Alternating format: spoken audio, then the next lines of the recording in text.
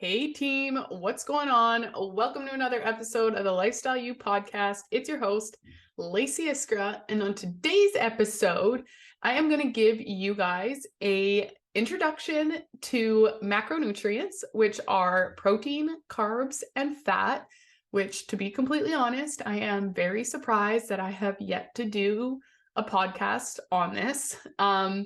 And then at the end of the podcast, I am also going to bring you guys through how to read a nutrition label. And so if you're watching this on YouTube, then you will be able to see, I'm going to share my screen and kind of run you through a nutrition label. If you're not and you are interested in learning how to read a nutrition label, you can either watch the YouTube or you can go and grab a can of soup, box of crackers, anything with a nutrition label, and then that part of the podcast will make a lot more sense. So just to jump right into it, when it comes to diet and exercise, most of us have come across macronutrients. It's super common these days. That word is thrown around a lot. You might have heard them be called macros, or you might have heard a friend that says that they count their macros. And what macros are is it's just your body uses these nutrients to power your day-to-day functions. And there are over 40 nutrients or different nutrients your body uses to generate energy, to build bone structure, to create new cellular tissues, and to perform a lot of vital functions that we have. So obviously, we need nutrition or nutrients. It's why we have to eat. It's why prioritizing good food is always the answer. And they're just very important. So there are two types of nutrients you should be familiar with. Micronutrients are the vitamins and minerals your body needs in small amounts. So think small. Micronutrients are vitamins, minerals. Your body needs those in small amounts. And so some super common micronutrients are vitamin C, zinc, iron, things like that.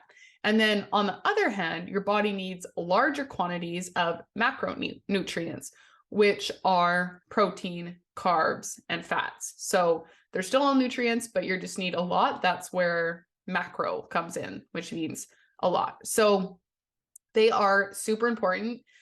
You can't survive without them, I don't think. I'm not sure there's ever been a study on that, but I don't think you'd last very long.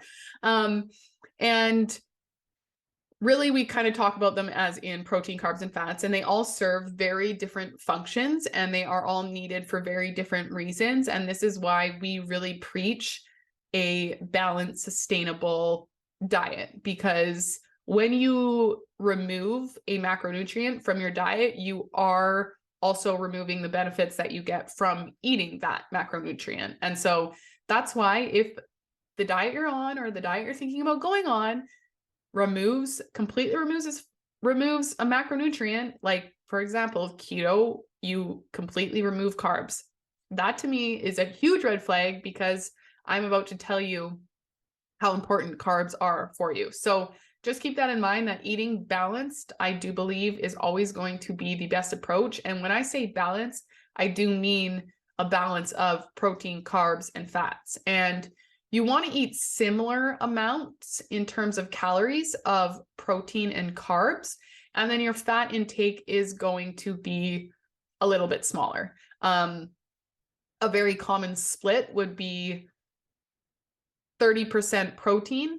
So 30% of your diet should be protein, 40% should be carbs, and then 30% should be fat. So that's a really common split, but everyone's different. Everyone needs different things depending on your goals. So tread lightly with that information, but just to give you guys kind of an insight into that.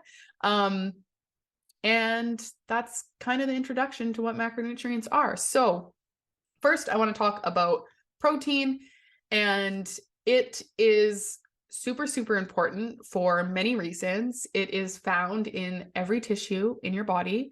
It also makes up important hormones and enzymes that play super important roles in reactions that occur inside your body. And protein also contains essential amino acids. And poor consumption or not enough consumption of these essential amino acids could cause your body to decrease protein construction or decrease neurotransmitter production and increase your blood pressure. And not going to go too far into what all of those big words mean, but just realize that protein is super and super important. It's literally the building block to our body. And so if we don't have protein, we can't build, and our body will begin to eat itself, kind of. So you can get protein from both animal and plant sources. The reason that usually animal protein is preferred over plant sources is because animal protein is usually a complete protein, meaning that it has all of the essential amino acids. And then plant protein is usually only half. So you would kind of have to eat like a certain amount of this type of plant protein and then a certain amount of this plant protein to get essentially a full complete protein, where you could just eat red meat and then that would give you that. So it's a little bit more complicated. I don't really want to go too far into it, but you can get protein from both animal and plant sources. And that is why there are perfectly functioning vegetarians and vegans out there, because it is obviously doable. It's just not it's like not as good bang for your buck to do plant protein, I guess. So proteins, like I was mentioning, are categorized into those complete and non-complete proteins, and it just depends on their makeup or their composition. And incomplete proteins do not have all 9 essential amino acids. So there's 9 essential amino acids, and if a protein doesn't have all of those, it's considered incomplete. And so, like I said, this is usually, if not all, plant sources. So beans, vegetables, nuts, all those sorts of things are, because they don't have all of the essential amino acids your body needs, you do need to supplement your diet with other amino acids. And you can do this super easily. You can add, usually protein-based or plant-based protein has all essential amino acids because they kind of just add them in there. You can add more plant-based protein sources to your diet, like soybeans, quinoa, amaranth. They all have all 9 essential amino acids, which is really cool. And your body can create any of the other 11 amino acids if you are consuming a nutritious diet that contains a variety of fruits, vegetables, meat, grains, legumes, and healthy fats. So usually it's pretty easy to get them all, but if you're not a meat eater, you do need to pay attention to make sure you're getting complete proteins in, because you do need all of those essential amino acids. There are supplements that you can buy. They're called EAAs, which stands for essential amino acids, and you can just drink that every day. Obviously, supplementing is never ideal. I would much rather you get it from the food source itself, but sometimes something is better than nothing. So that kind of sums up protein. Super important. Protein also keeps you feeling fuller for longer. So if you really struggle with hunger, or you're trying to lose fat and you're in a calorie deficit, having a protein or a diet that's high in protein is going to really just help you feel better. It's also great for building muscle, as we know, and just maintaining that toned, fit physique. So make sure you're getting your protein in. There's lots of numbers thrown out about how much you should eat for your body weight. A general rule of thumb, if you're trying to build muscle or lose fat, I would say is to eat a gram of protein per body weight. So if you're 140 pounds and you're trying to lose weight or build muscle, you should eat 140 grams of protein. If you're 160 pounds, you should eat 160 grams of protein. However, if you're just maintaining, you just want to have optimal health, I believe it's a little bit harder, but for most women, it's going to be around eating 80 to 100 grams of protein consistently each day should be enough to get all of those essential amino acids in and provide you with all of the essential nutrients as well. So prioritize protein, get to know protein, start to understand some of your favorite options that you can choose for protein, and you'll be good to go. So that's protein. So now we're going to move on to carbs, all of our best friends. And just to state the record and to get this cleared up, carbs do not make you fat. They are not the reason that you are fat. They will not cause you to gain weight immediately. You do need them to survive and to thrive and to feel your best. And yes, you can eat carbs after dark. And yes, you can eat fruits. Just some major things that I see that get thrown out there all of the time that just are not true. So carbs are amazing. Carbs are actually what gives us energy. So we need them. There's no reason that we should just be not thinking about them or not eating them. Like, I don't really know when carbs got this bad reputation, but somewhere along the line, someone out there didn't want us to eat them, and then they made them, like, painted them to be this horrible thing when really they are our friend and we do need them to survive. So carbs such as glucose, a sugar model, is considered the main source of fuel for the body. So I'm just going to say that again. Carbs such as glucose, which is sugar, is considered the main source of fuel for the body. No carbs, no fuel. So if you're ever lacking energy and you are afraid to eat carbs, that could easily be why. So carbs can be simple or complex. So there is two different types. Simple carbs are made of two sugars or two sugar molecules, I guess, and are found in foods like juice, sugar, fruit, milk. And complex carbs, on the other hand, are composed of more than two sugar molecules. So you can find carbs in foods such as bread, rice, pasta, oats, things like that. And really, when you think about simple and complex, you also are thinking about the digesting process. And so when you eat a simple carb, because it's simple, just think about it like this, it digests very quickly, your body absorbs it right away, and you either use it for energy right away, or it gets stored as fat for a later date.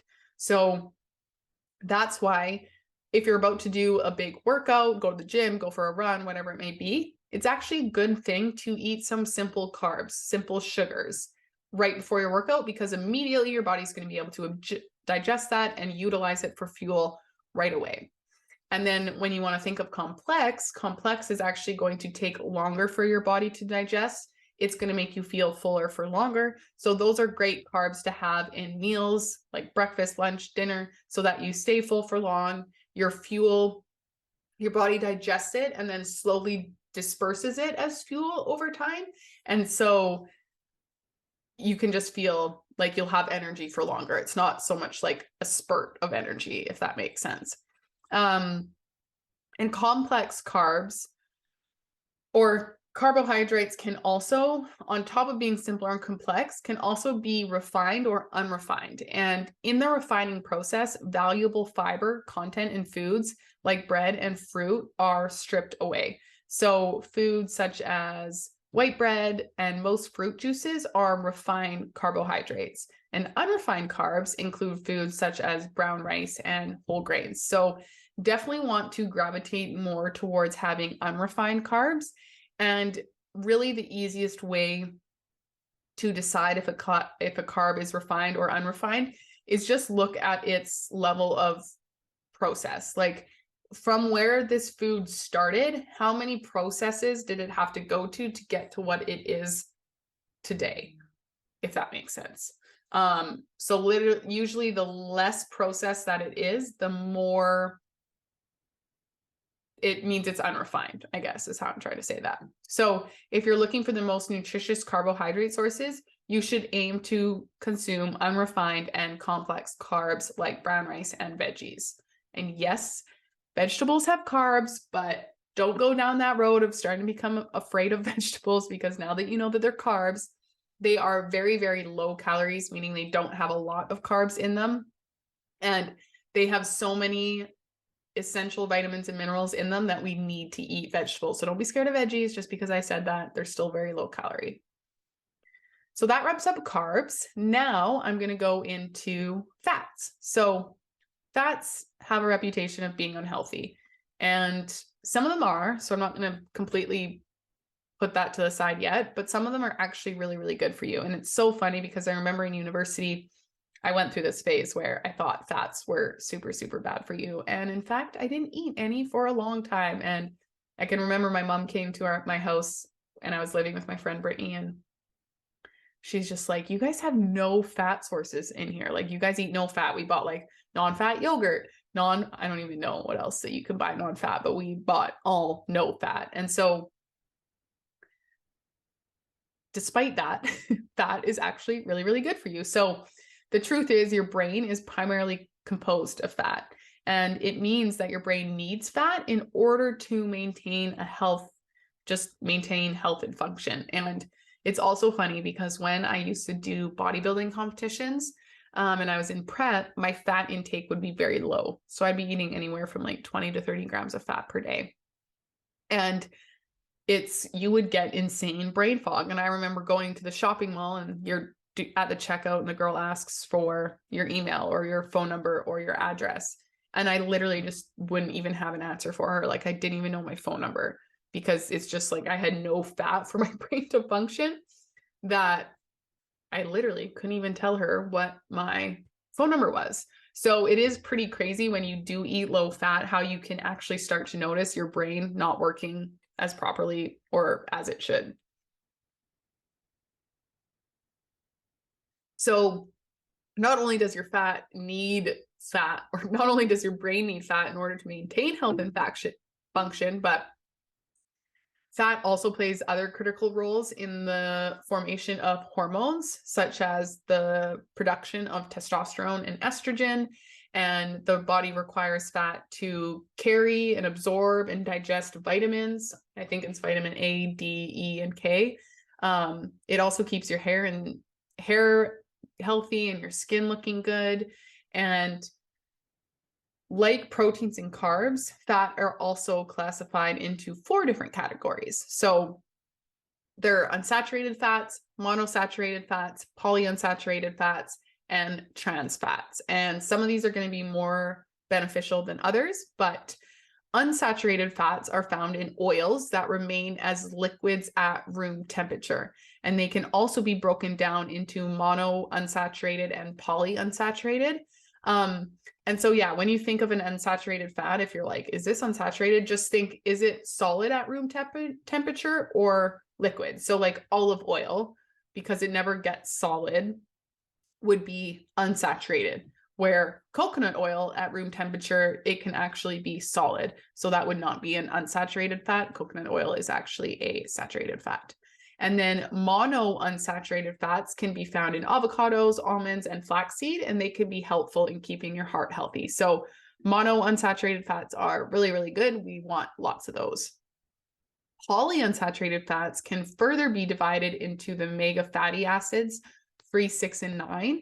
And for example, omega-3 fatty acids, which are found in fatty fish, have anti-inflammatory capabilities. So they're really good. The issue with omega-3, 6, and 9s is you want to have a balance in your body of them. And the issue is that a lot of our food is very high in omega-6s and omega-9s, but low in omega-3s. So we're almost always all out of balance. And that's why when you're taking an omega-3, 6, 9 supplement and it's all together, it's usually not helping you because you're just continuing to make that gap between how much omega-3s you have and how much omega-6 you have even bigger. So it would be much more beneficial to just take an omega-3 supplement, because most people are low in that because it's just not as common in our food sources. So something to keep in mind. And then trans fat are not normal forms of fat. And this is the type of fat that we actually want to stay away from. So they are created by heating liquid oil under high pressure and adding a hydrogen molecule to it or something, I think. I don't really know the science, but it turns into a solid saturated type of fat. So trans fats are the ones that have been linked to heart damage and diseases. It increases your cholesterol levels, and they were actually they were created to increase shelf life of foods, but are very damaging to the body when consumed. And so it is recommended that consuming trans fat be avoided. So usually like think about like Twinkies or anything in packaged like that just sits on the shelf in the store for years. That is usually high in trans fat, those types of things. So that kind of sums up fats, but they are super important. Don't be scared of them. It just takes a little bit of understanding on what ones are more beneficial for you or not. And so whether you consume large amounts of each macronutrient or not, it is important to know that each one plays a super important role in the function of the human body, and elimination of any macronutrient can have damaging effects on your health and performance. And so if you are choosing to remove one, just make sure you've done your own research and understand the complications that it can make.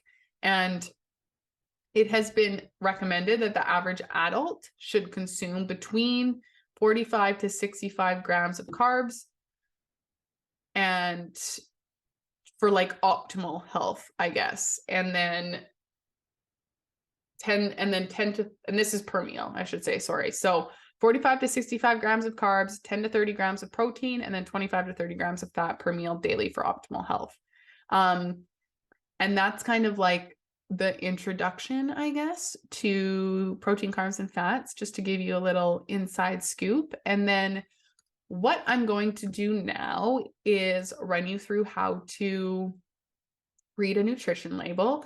So if you are listening to the podcast, get your nutrition label, have it out. This will make it a lot more easier to understand. If you're watching this on YouTube, you will be able to just follow along because I am going to share my screen. So if we're looking at a nutrition label, there are a few key things that we want to look at. So you'll see the serving size at the very top, which is what you want to check first. So check the serving size. You can see it right here, and it will say what, so say you're looking at a box of cookies and the serving size is 2 cookies. That means what the nutritional label is, it's pertaining to 2 cookies, I guess is the way to explain that. So if it says 2 cookie serving size and then it says calories 230, that means there's 230 calories in 2 cookies. So this is a huge thing that a lot of people miss, is they don't actually look at the serving size. And so you can grab a bottle of pop and it might say it has 200 calories, but then you look at the serving size and it's like a quarter of the bottle. So really pay attention to the serving size. That's going to be important, and that's going to tell you what the label is talking about. So then usually right under the serving size is the calories, and that's calories per serving. So the one that I'm looking at right here is 230 calories per serving. And then there is 8 servings in this container. I'm actually not sure what this food is, but regardless. And then you'll look down and you should see total fat. You should see like saturated fat, trans fat, cholesterol, sodium, total carbs, fiber, total sugars, added sugars, protein. And then if you continue to look down, usually the minerals and vitamins are listed down below. So calories count, obviously, keeping track of how many calories you are getting helps with weight management. And then if you go down, you can see how many grams of fat, how many grams of carbs, and how many grams of sugar or protein are in that thing that you're eating or whatever you're reading the label of. And then under fat, most of the time it will have what type of fat is in it. So this one, for example, has 8 grams of total fat, 1 gram of saturated fat, and 0 grams of trans fat. And then the rest of the fat would be unsaturated. So then if you look, it'll tell you how much cholesterol is in it and then how much sodium. And then if you look over to the right side, you'll see a whole bunch of percentages. That is to do with a 2,000 calorie diet usually. And that's the percentage, like the daily value. So for example, on this one that I'm looking at, it has 8 grams of fat, which is 10% of your daily value of fat if your goal was to eat 2,000 calories. So they're always based off of a 2,000 calorie. So I wouldn't really pay too much attention to that percentage. It's not really important. And then if you look at carbs, under carbs, it will usually have dietary fiber, and then it should have sugars. And then if they've added sugars, it will also have a section for added sugar. So this is kind of where it goes back to talking about like simple carbs and complex carbs. So sugar is a carb, but you can also have a carb that's not sugar, which would be like the fiber. So you want to have the more fiber, really, the better. Most people don't eat enough fiber in a day, so you can always look to see if the option that you're choosing has fiber. That's going to be a good thing. That will tell you right under carbs. And then so it'll tell you the total amount of carbs, and then the fiber and the sugar is what that total amount is divided, if that makes sense. And then added sugars are bad. Don't really want to eat any of those. If you can avoid them, that would be great. Other natural sugars are fine. So things like that are in fruit, those sugars are fine. Yes, fruit is sugar, but it's natural. It has fiber, so your body can digest it better. But added sugars, usually you don't want those. So keep an eye out for that. And then at the very bottom, you'll see protein, and it'll tell you how many grams of protein are in the serving size. Then if you continue to go down, you'll see, like on this one that I'm looking at, it has vitamin D, calcium, iron, potassium. So that'll just tell you how much of each of those minerals is in them. So obviously the more of those, the better usually. And then it doesn't have it on this example, but if you look at the ingredients list, so you really want to prioritize having not a lot of ingredients. The less ingredients, the better. It usually means the less processed that the item is. And if you can't pronounce any of the items on the nutrition or on the ingredients list, that's usually a red flag that you probably don't want to eat it. And it's very interesting to start paying attention to the nutrition label and reading the ingredients of your food, because you would be surprised at just the random shit that they put in our food these days. So that's really something that I've been prioritizing probably over the last 2 years now, is I'll try not to eat anything with an ingredients list larger than 5. If you're not doing that, you don't need to continue to do that, but just start being aware, like, wow, this item has 60 ingredients, like probably not going to be the best for me. And it's just kind of a good habit to start getting in, is to checking those ingredients list. And then another note is that on the ingredients list, it is actually listed in order of quantity of that item. So basically the first thing on the ingredients list, that it has the most of that. So obviously if sugar is the number one thing on the ingredients list for the cereal you're buying, maybe it's not the best option. And then it goes down. And so the last thing is listed, it has the least amount of that. So that's something to just pay attention to as well. But that's really it. I just kind of wanted to give you through the basics of macros so you just have an idea. And I mentioned this on last week's episode, but we have created a free resource for you guys on how to eat a balanced meal, what good examples of protein, carbs, and fats are, and then different meal ideas, and it is ready and good to go. So if you would like that, please just shoot me a message on Instagram and just say balanced meal or something like that, and I will send that over to you right away. It's super easy to use and look at, and I think it'll really help you. So if you want that, don't hesitate to reach out. As always, if you like the podcast, please rate the podcast, like it, comment, give me a review, whatever you can. It really does help more than you would think. And if you guys have any ideas for podcasts or things that you want to learn more about, again, please don't hesitate to reach out to me. I am always open to feedback and for ideas. So hope you guys have an amazing day and happy holidays, and I'll talk to you next week.